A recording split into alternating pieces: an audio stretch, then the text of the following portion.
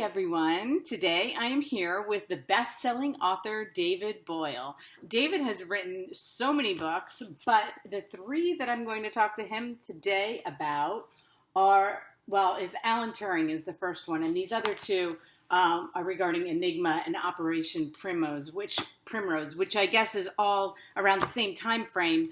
And what really started me, and I think that the other people will say the same thing, is The Imitation Game. I mean, that's what brought this so to life. And when I saw the movie, when it came out, I had no idea. I thought that I knew a lot about World War II, and then I realized how little I knew because, let me tell you, I thought I knew more, and then I read your books, and and there's no way that I could know more than you, so you can, enlighten us on things that we don't know. And I think the most interesting thing about the book on Alan Turing was that I took the movie as being the exact way that it happened. And now I'm thinking that there are a lot of discrepancies between that Alan Turing in the movie and what really happened. I mean, I understand they have to make a movie, but I thought maybe you could help us, kind of sort that out, because that's what I was, when I was reading these the last couple of days, that's what I kept going back to the movie, and I was like, oh, but I thought this happened first, and, there were some things that were just a little bit different. What did you think? Yes, I agree very much, and the movie wasn't particularly accurate, but I thought there was one thing above all else which grated with me. And because I think, having written about Turing and spent some time in his company, so to speak, although I never met him, obviously, he was a much less dysfunctional individual. I mean, I think he wasn't as shy as Benedict Cumberbatch portrayed him. He wasn't as charmless. He was more able to operate in the real world. He was very peculiar in lots of ways, but he had small eccentricities, not big ones. And I think he was much more sort of popular, much more gregarious sort of character than he. Otherwise, I don't believe the British government would ever have dared send him to America to represent their code-breaking operation at the when America joined the war. They never would have done that. And I think that's the bottom line as far as I'm concerned. Okay, so the big part of the movie that I found, so fascinating was when they were in the bar and they come up with Heil Hitler as the code breaking. Did that didn't happen like that, I guess? I don't know where it happened. I mean, I don't know if it was the key thing. There were a whole lot of little clues, and in the end, what they did by the end of the war was to feed in these clues every day. So they would have clues about how to find little what they called cribs, which was ways in which they could just sort of guess what a little phrase or a word might be in the code. And then they could feed those. They had something then to feed into the computer, and the computer would grind away and sell them. And once it came out as proper German, then they would know it was right. And then they got the code for the day. So, the Heil Hitler one was one thing. And then another thing was working out, in the beginning of the war, what they found was the weather stations were very useful, because they had these weather stations because they didn't have access to British weather forecasts anymore, and the weather was, generally speaking, coming across the Atlantic at them. So they had to have their own weather stations. And generally speaking, what they would do is say the same thing every morning. So they would say nothing to report, which meant you had nothing to report in different codes all the way through, and you knew what it was going to say. And that was very useful, sort of crib. And there were a lot of other things like that, where they were sort of realizing that in some cases people would sort of wake up at midnight and couldn't be bothered to change the code from the previous day, and trying to work out when you could know when that had happened. So they had very little to go on, actually. But once they had a sort of a basic computer, then once they had something to go on, then they could churn it out. But even the computer needed something to go on. You couldn't just feed the code raw into the computer. That was the idea. Interesting. I mean, so whether that happened in the bar, I've really no idea. Right. Whether that happened. Oddly enough, I was talking to one of my neighbours who I had no idea had any connection with any of this, and his father-in-law turned out to have worked at Bletchley Park with Turing, and had been there in the room when Turing had asked his girlfriend to break off the engagement. which she did over the telephone, not as in the film face to face. Right. That was face to ear. Right, exactly. And I can see that your love for the Navy codes, like I could in these books, like you go into such detail about not just, I mean, the beginning of the Navy codes. I mean, I was like, wow, how did you access like all that information, which seems to be that it would have been classified in some way? I mean, the history that you got from it, or was it easy to access? Well, I didn't do a great deal of original research. I'm not a mathematician or anything like that. I just felt I had to understand it myself. And the existence of Bletchley Park as a code-breaking centre was kept secret really until the 1980s. Nobody really talked about it until 1980. And a lot of the people, I mean, to the extent that and the people who worked there had it so drummed into them that it was secret and would stay secret because it remained secret through the Cold War. That there's a story about one older couple who didn't realise the other one had worked at Bletchley Park as well until they both got invitations to the reunion in about 1990. So there was a lot of secrecy, and really these things are only just coming out now. And in the last 10 years, a lot of them have died, of course. So it's really the last 10 years where people have been able to speak freely about it, and a lot of the information has come out. So what I did really for the book was, as much as anything else, was to read the latest things, to make sure I understood to some extent, as much as I could understand, how the codes were actually cracked, and but also to combine that with other information, because what I like to do in my writing is to build in the context. It seems to me that history writing is sometimes a bit dry, because you don't understand what's also going on around the same time with the same people. You don't understand what was in their mind at the time. That's what I want to get across somehow. So I also went back to the things that were written just after the war by people who were there, where it was all freshly around them. And then you could begin to see the context. You could see, what they were thinking, and that brought to life for me. And I hope I've been able to do that. First of all, I love these books so much. I'm a homeschooling mom. I've homeschooled my 6 children. Mm-hmm. And I have, my last child is 14 today. His birthday's today. Right. And I'm going to use these. And I know other homeschooling people also. And I'm going to have them use these, because the thing that you want to get children engaged in, and I think this is more high school than middle school, is that you want to make it interesting. It's like, you don't just want to hand them a textbook and say, okay, read about World War II.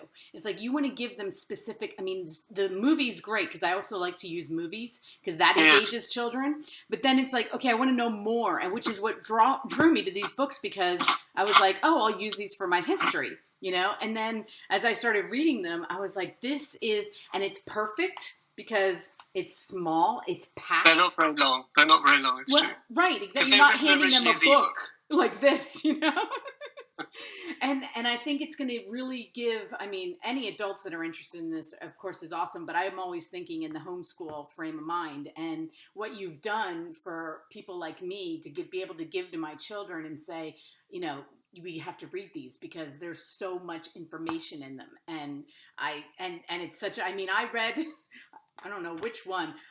Last night I was eating dinner and I read, and I went up and I stayed in my room for like 2 hours, read the whole thing, and I was like, that's very nice. Mind blown.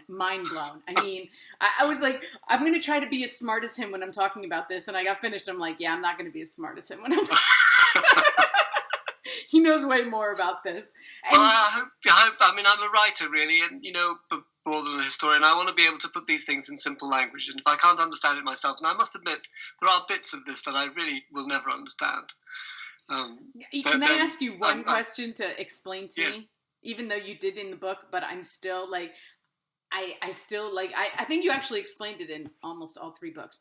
When you say the first 26 of the code was on one, how did you say it? One barrel or one, that they automatically knew the first 26 letters. Yes, they had sort of rings on them, which they had. I think, I can't remember how many there were. There were different numbers at different times of the year. Oh, okay. So the first 26 letters, the first 26 characters, they wouldn't move on to the next ring until it had been round everything. So they always knew that. That's why it's the number 26 letters in the alphabet. Well, I knew that. Okay, I was thinking that way. I'm like, okay, so they have, right, so the first 26. So this had gone around everything. It wouldn't move on to the next set of letters. But then the next, okay, so if they did it on 3 or 4 rings, you didn't know how many they were going to use on the next. No, you didn't. And they were used in a different order according to whatever day of the week it was. Each code used a different number. So the number of permutations was well into the millions. Yeah, which is a crazy, like, to think of those people. It was believed to be unbreakable. Yeah, to think that they were sitting there, trying to. And then, so was it, as the movie portrayed, like at midnight? Did they just scrap their work from the day before? Was it that kind of like, as soon as it, because they would show like the clock and it would strike midnight and it would be like, oh, everything we did today is garbage, That's right. Well, the code breakers. Yeah, well, they would store it because they wouldn't have been able to decode everything because it takes time. Right. And they might need to go back and look at it. So they always stored it. Oh, they stored it. It wasn't like they threw it away. They might need to go. They also had a special store for things they had never been able to decode. And then people would sort of rootle through it and stuff like that. It's just amazing, and it's, I guess I didn't realize how England was so set apart in World War II because they were tearing down the boats that were bringing supplies in, they're bringing food in for the people. And I never thought about, like, at that time frame, like, England was so isolated that could they have gotten food in by planes? Which I guess they could, but it wasn't wasn't enough by planes? Well, you must remember that, 1940, England was alone. Continental Europe was run by the Nazis. You couldn't bring in planes that way. You couldn't cross the Atlantic by plane, where you could at a pinch, but it was extremely hazardous mission. You couldn't really take much. They didn't have big planes that could do that. Right, because the only planes that were coming over... You sometimes could hop from Ireland, Iceland, Greenland, and over that way, but it wasn't a way of bringing in large amounts of food that was necessary. So the real battle in both world wars, as far as Britain and Germany was concerned, was that which one starves the other one first. Mm. And in the end, as you know, in the end of the First World War, the Allies starved the Germans into revolution. Right. But it was a close-run thing. Fun thing because of the U-boats. Right. And I didn't understand how many they were tearing down. And I guess it was 1941. 1941 was the worst year for sinking. It's just like 1917 was in the First World War. Right. These things sort of reached a height, and then slowly you began to have technology about how you fought back in submarines. Right. It was a tough thing. Yes, and like I said, I've read a lot of books, I've watched a lot of movies, but to fully, your books had me really understanding, like, the peril that not only were they getting bombed daily at some points, but they were also being starved. And I, as an American, we're only taught, you only get so much in history. You only get unless you're one of those historians who look further into it, we only got so much. And so that's why these books are so important, is to, help people understand even more of what was going on during World War II. Well, there was food rationing in the Second World War, certainly, which became very intense towards the middle of the war and towards the end. It was very, all sides really had very, very little food. And Continental Europe, of course, they had even less food because they were being starved both ways round, which was tough. Right. Well, anyway, I want to thank you for writing them because they are amazing. They are amazing. So now let's get into the writer because you've written way more books than this. How many books have you written? Somebody asked me that yesterday, and I'm afraid I don't know. I went on your Amazon a couple days ago because what I try to do is buy all the books that somebody writes. And I can't do that for you. That would have been too much of a test. I was like, okay, I'll stick to the 3 that I really, really like, right now at the moment. But, you have such an array of books, and I was like, so how did you get started? What was your thinking in starting these history books? Well, I've always wanted to write books, and I used to write about cities and economics, but I really wanted to write history. And it's very hard to write history in the mainstream at the moment, unless you're writing about the Second World War, which I am sometimes. But I wanted to write about medieval history. That was my original interest. Or Tudors. You can get away with Tudors. Maybe someone will pay you to do that.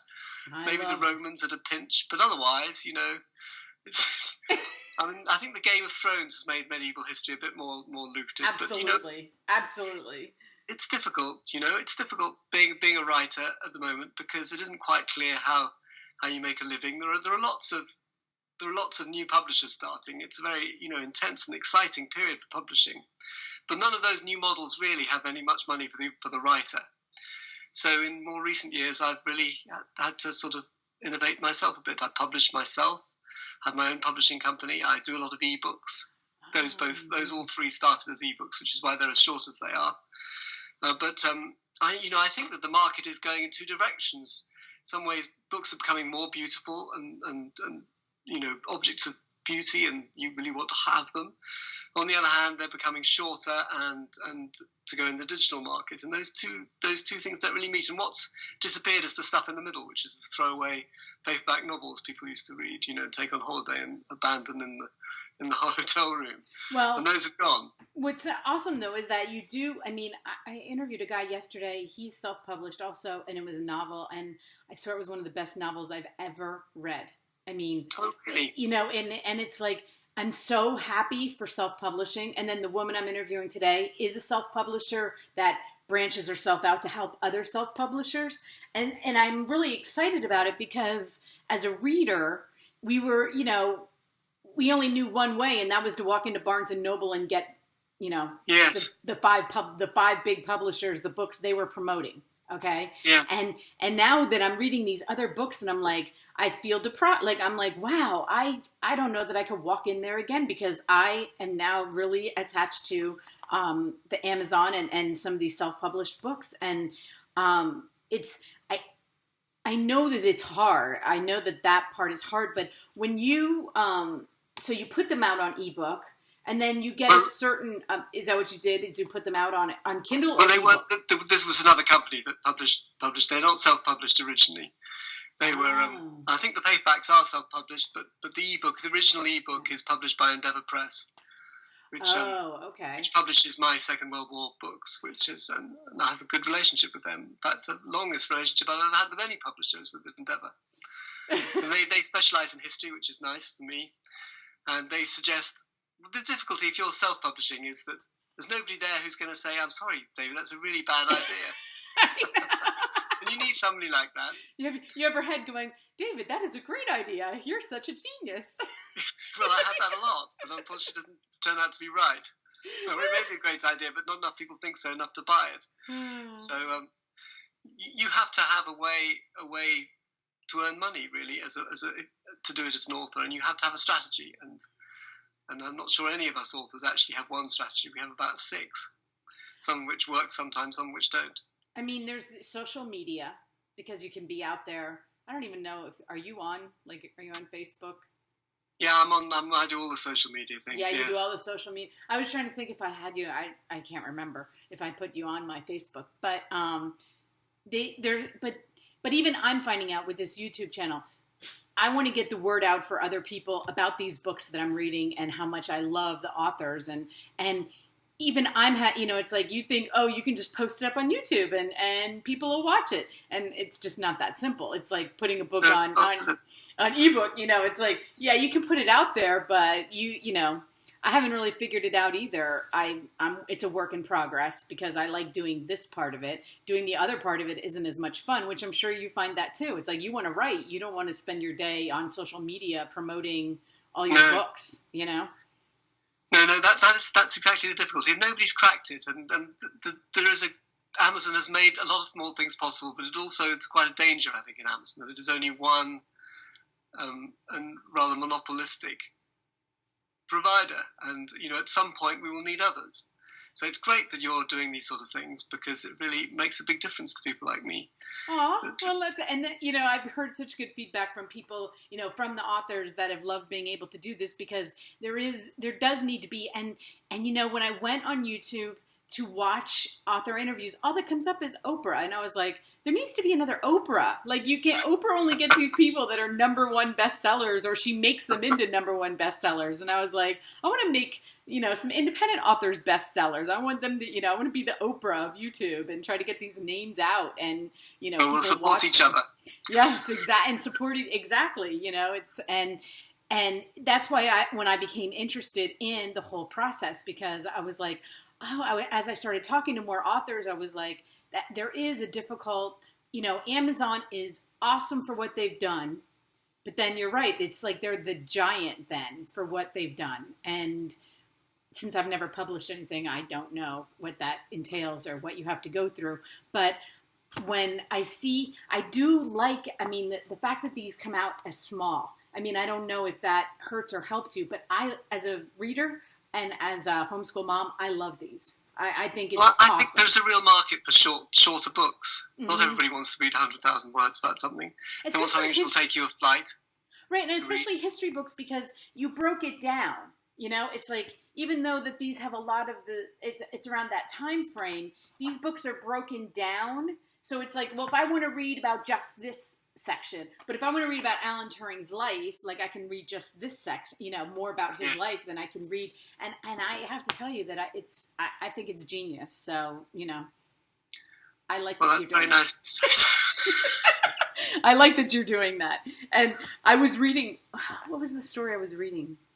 Oh, before I went to bed, was the Bismarck, because this is the last book I read, because I did not know about that either, which was just so interesting. Or the is the U-110 and the Bismarck, is that like, am I probably confusing these? But the boat that they got was the U-110. Is that, and that is when they got the first...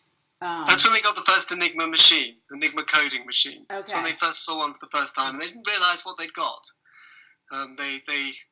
They remembered that in the First World War, the German naval code book had been captured by the Russian Navy within the first weeks of the war. From a ship, from a cruiser which was sinking. And the same thing happened in March 1941, and the U-110 sank.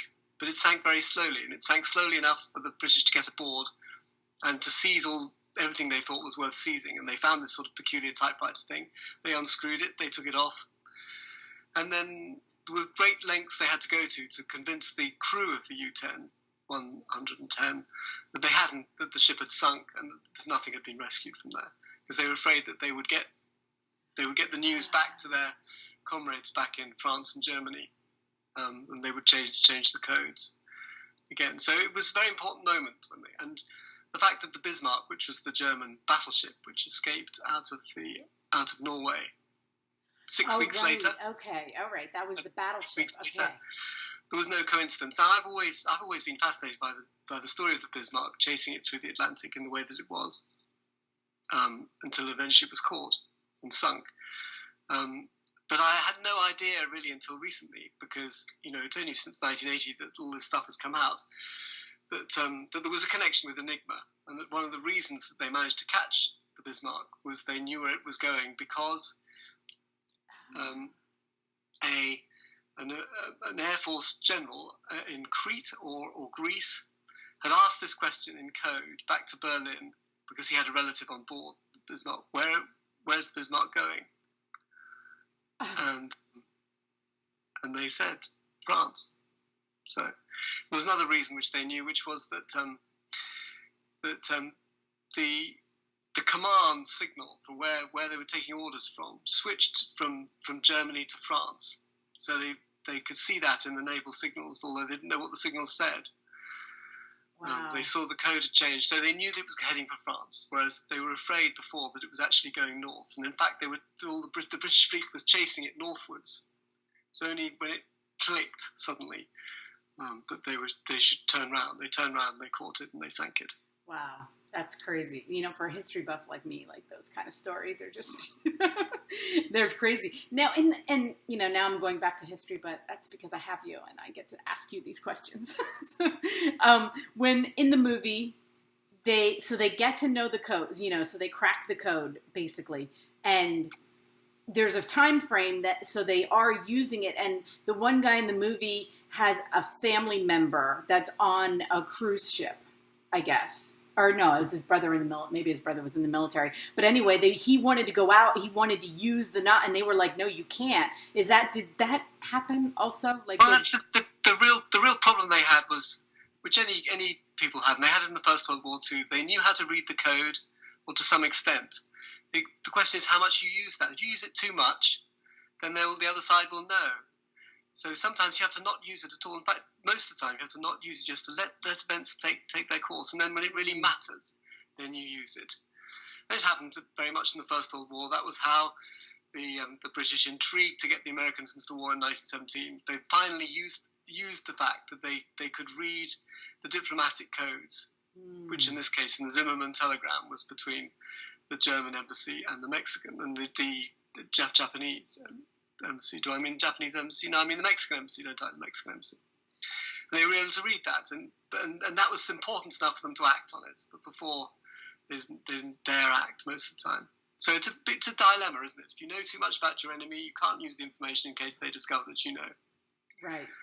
Because that's, of course, that's what I kept thinking. It's like, why didn't they just, they had it. Why didn't they just obliterate, Germany that moment? But if you can't do that, you have to use it when it's important. Because if you can't just take them out, then you have to use, when it's important. So. And they went to huge lengths to sort of try and use it without letting them know. So that they knew where the submarines were at the time, and they did most of the time, even without the code, because they could track where their messages were coming from.